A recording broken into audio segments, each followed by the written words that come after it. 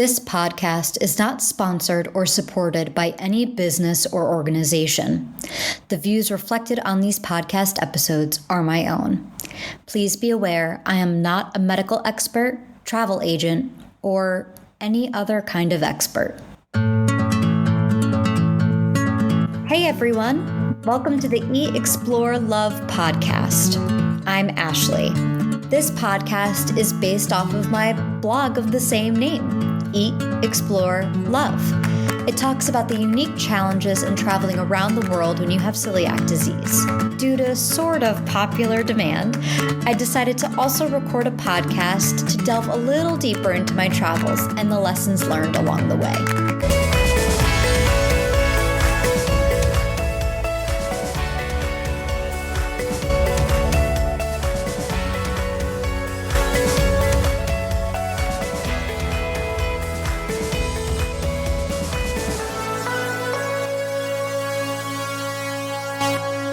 This episode is a little bit different than usual.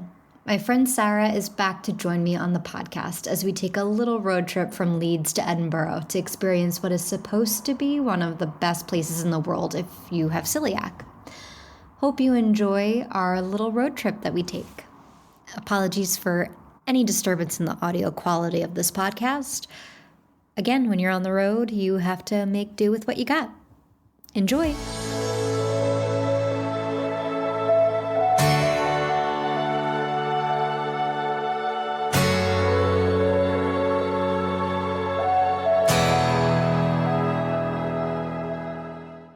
So we're doing something a little bit different. We're doing a road trip version of Eat, Explore, Love. Sarah, hi! Hello.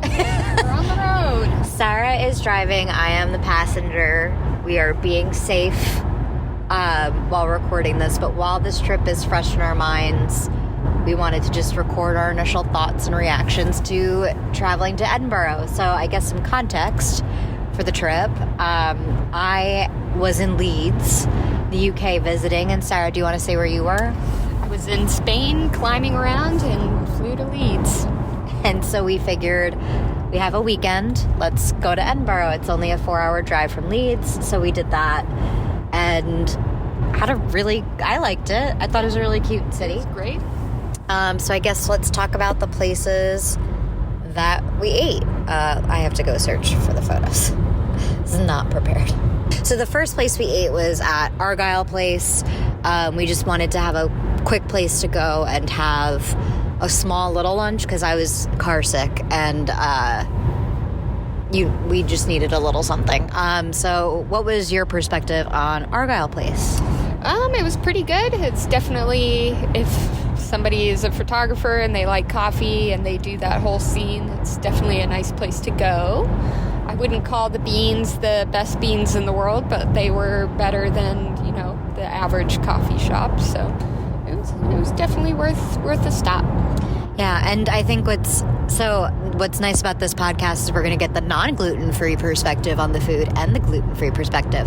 But I want to say overall at all the restaurants, anytime, because we tried to plan out, but our plans changed based on what we were inspired by. And so our food places where we were going to eat changed. And it didn't matter in Edinburgh. Everywhere we went, from a gluten-free perspective, everybody was accommodating. Everybody could speak the language of cross-contamination and all this other stuff. So every place we went, they had options, which is great.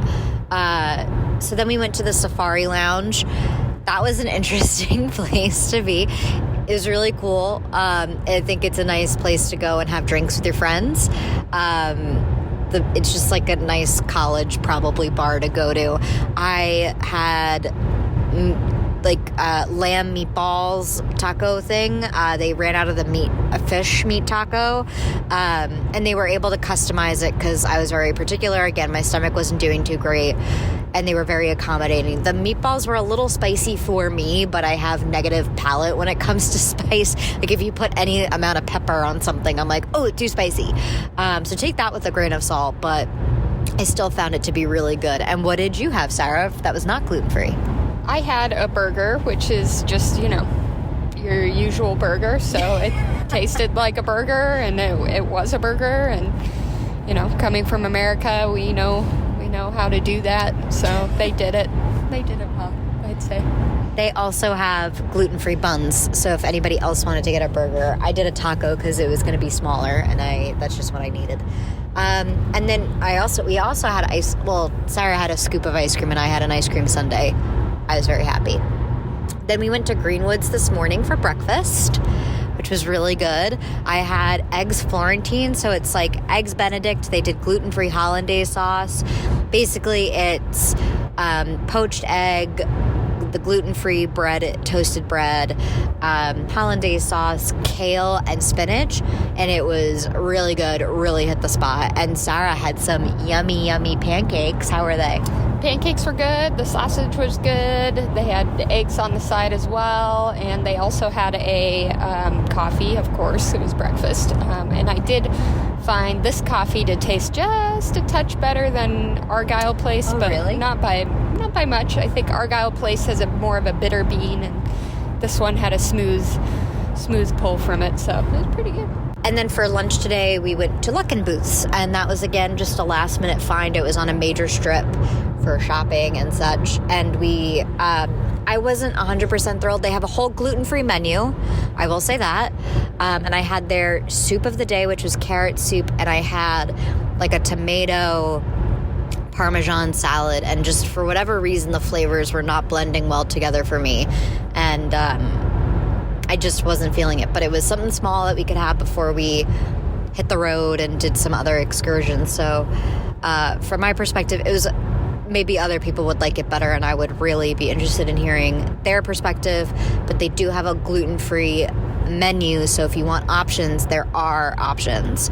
And what did you end up having at Luckin Booths? I also had a burger, so just, felt right at that time as well, and it was just like a burger. Nothing to call home about, but it was pretty good. How did it compare with the Safari Lounge? It definitely just tasted like all of them just taste like a burger, really. When you get a patty and just cheese and 2 buns, you can't really shake it up that much. So it was decent. Hard-hitting journalism here, folks.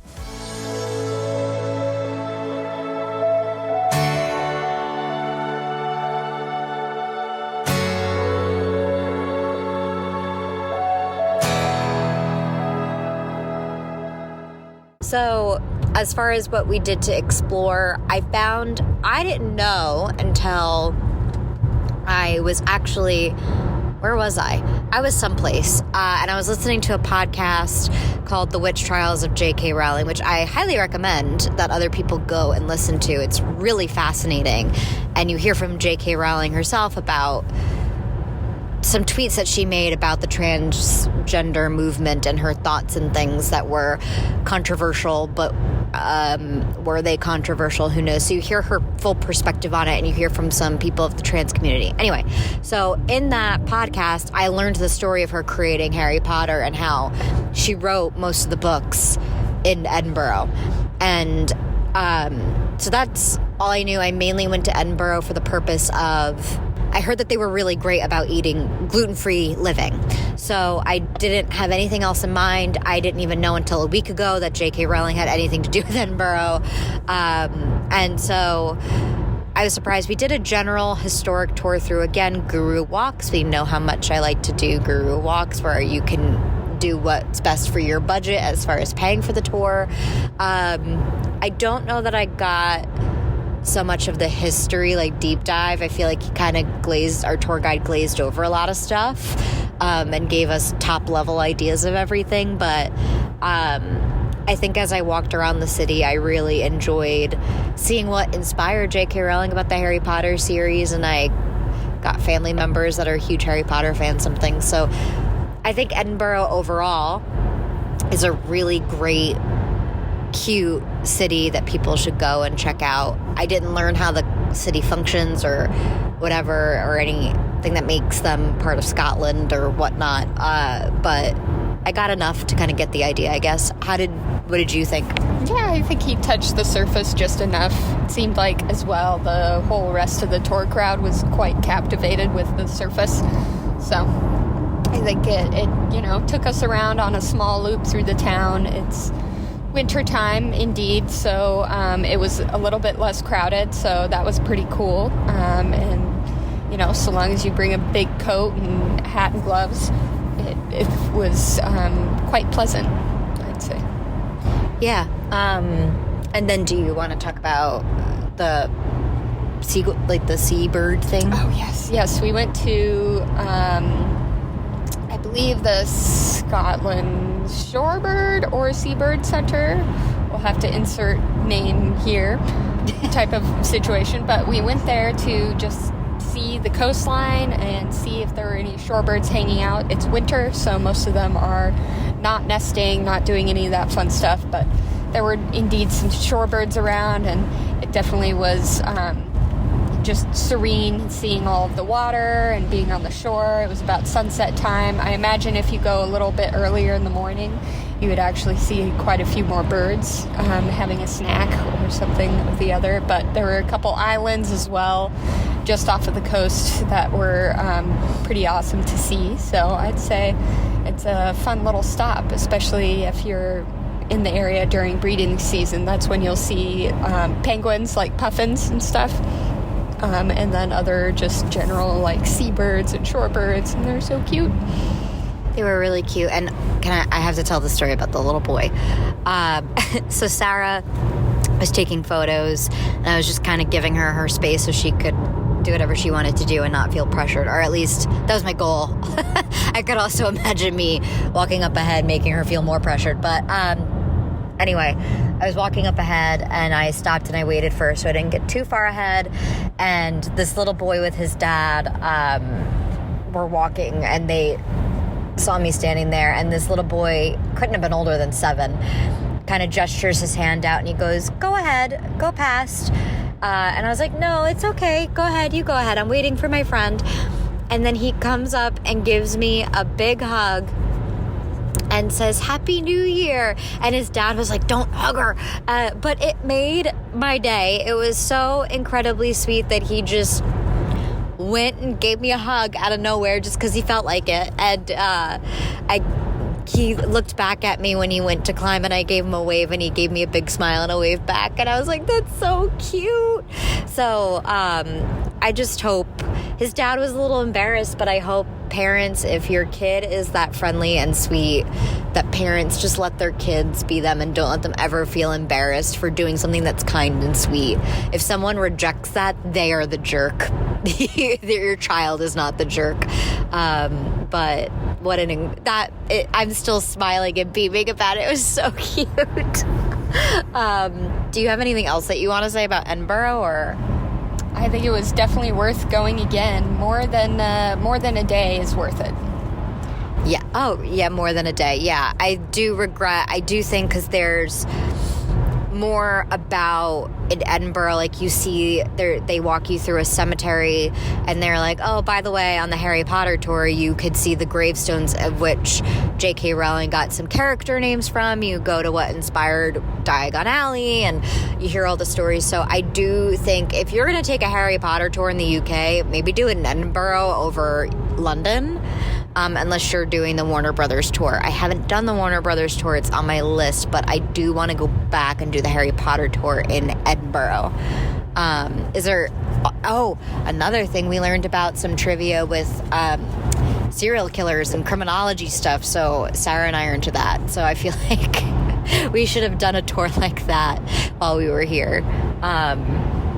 Any other things that you heard of that you feel like people should go and check out that we maybe didn't get to do?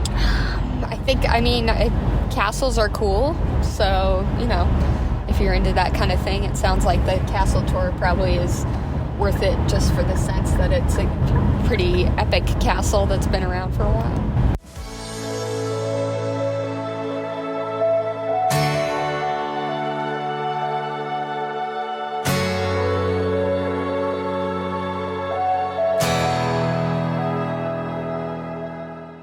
What was the lesson learned on this trip? What was the lesson learned? Do we want to just talk about road tripping? And what are the essentials? So, Sarah, for you, what are you prefer to drive, as do I. And most of the time you let me drive, but this time we had you drive because we both get car sick. But you got the international license to be able to rent and drive the car. So I can find a link for people to get that and put it in the blog or someplace. So that's important if you're going on an international trip. Just check out and see and make sure that you have that international license. Was it difficult to get that? It's pretty easy. You just go to AAA and they get you the license, and you don't have to have it. It's good to check the local laws, but especially maybe not as much here since they're English speaking, but in countries where English isn't the main language, it helps translate your driver's license and makes the process easier if you get pulled over. But try not to get pulled over, anybody. So I guess that's first things first. To me, the most important thing there are two important things to me. One is making sure we have snacks and food. We had a very short road trip, so it's only 4 hours. I don't think it's that necessary. I do a lot of road trips. It's usually from New York to North Carolina, so that's a 12-hour road trip. So I usually have gluten-free snacks. You could go to the frozen section and I would get these donut holes or munchkins, I guess, if you were doing the Dunkin' Donuts language. I would get those, the gluten-free version of those in the donut freezer section. It's been a long couple of weeks, folks.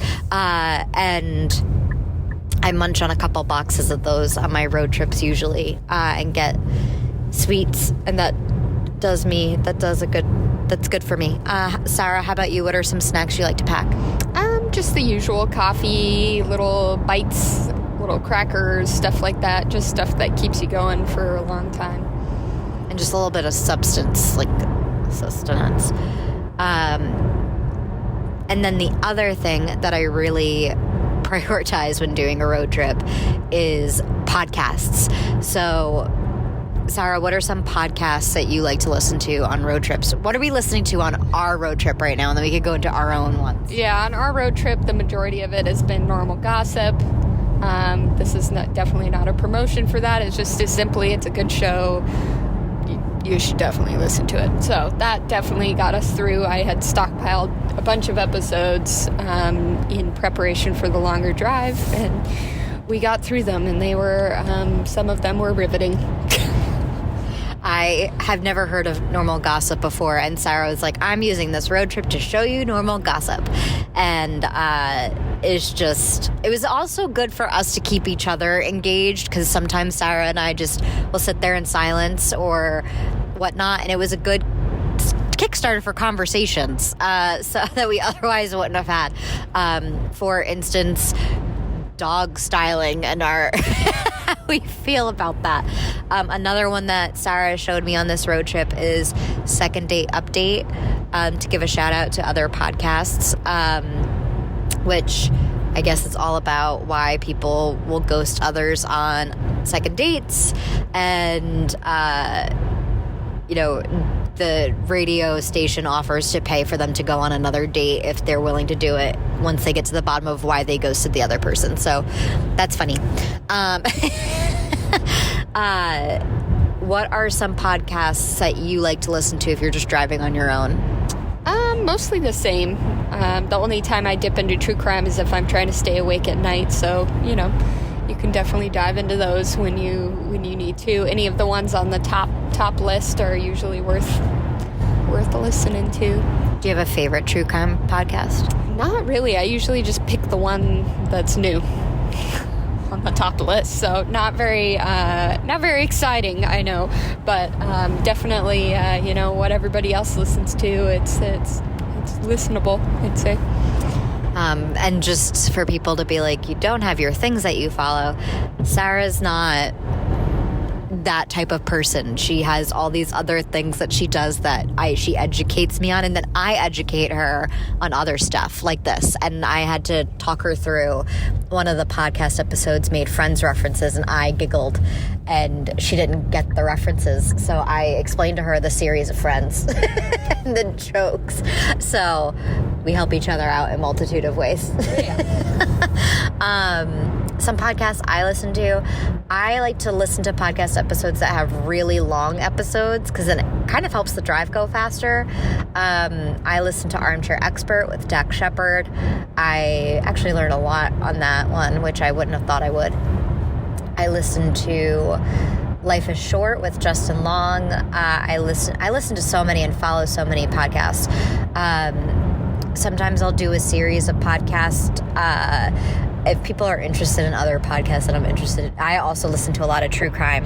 One that I listen to a lot, let me see if I can find the title quickly of the other one I listen to. I listen to a lot of Broadway-themed podcasts as well. I think the key when listening to podcasts is you need to make sure that all the episodes are downloaded before you go on the road trip, so that way you're seamlessly connected. And then I used to on road trips just listen to Rent and Les Mis because they're both really long albums and they have stories and I know every word to them, so I would sing and it would keep me awake.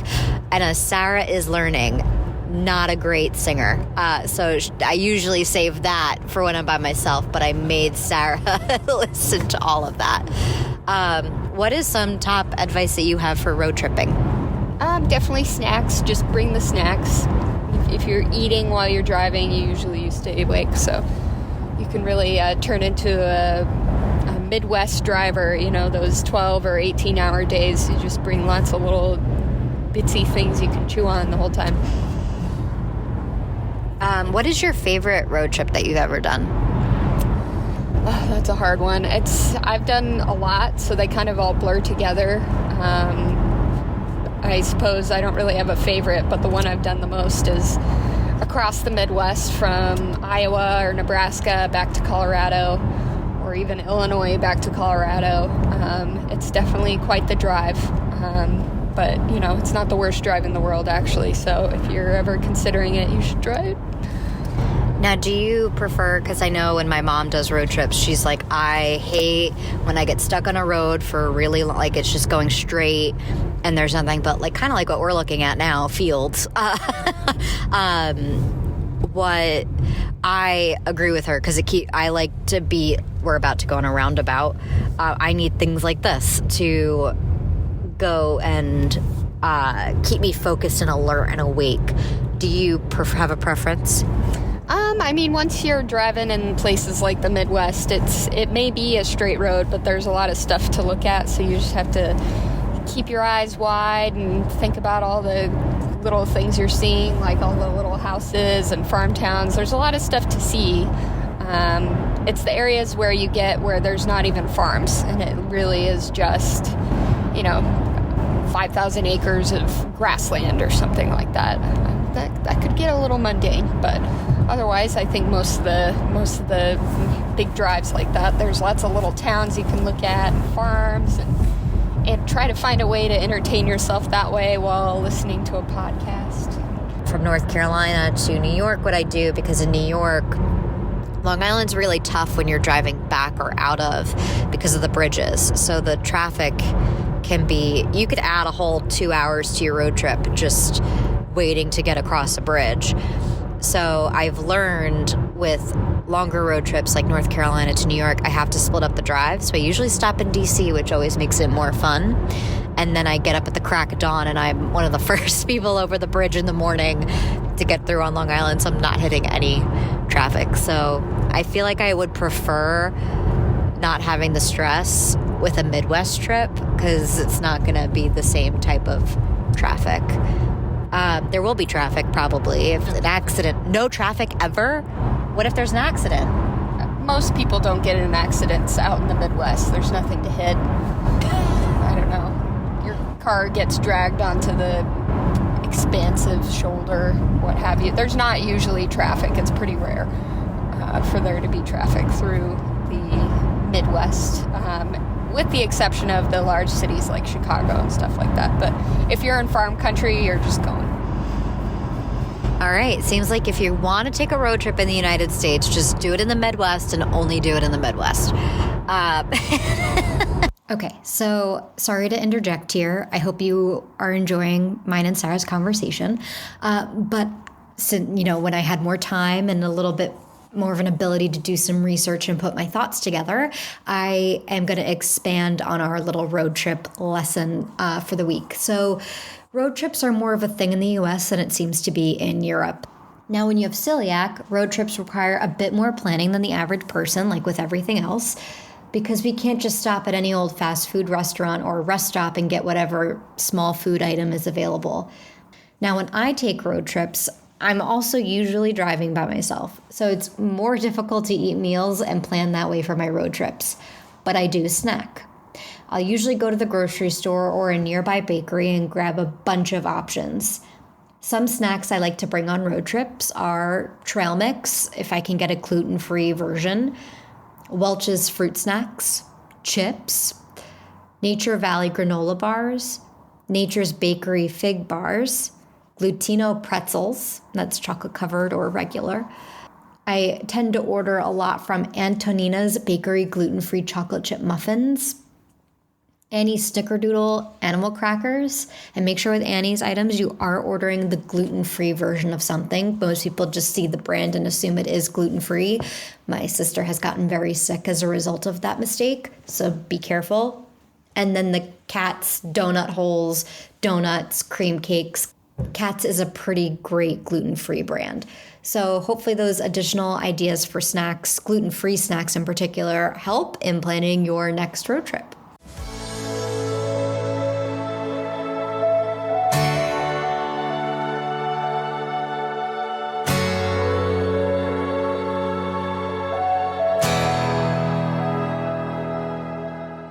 All right, so here's the final questions. Do I feel the city is safe for those with celiac? Yes, it is probably the safest city I have ever been to for people with celiac.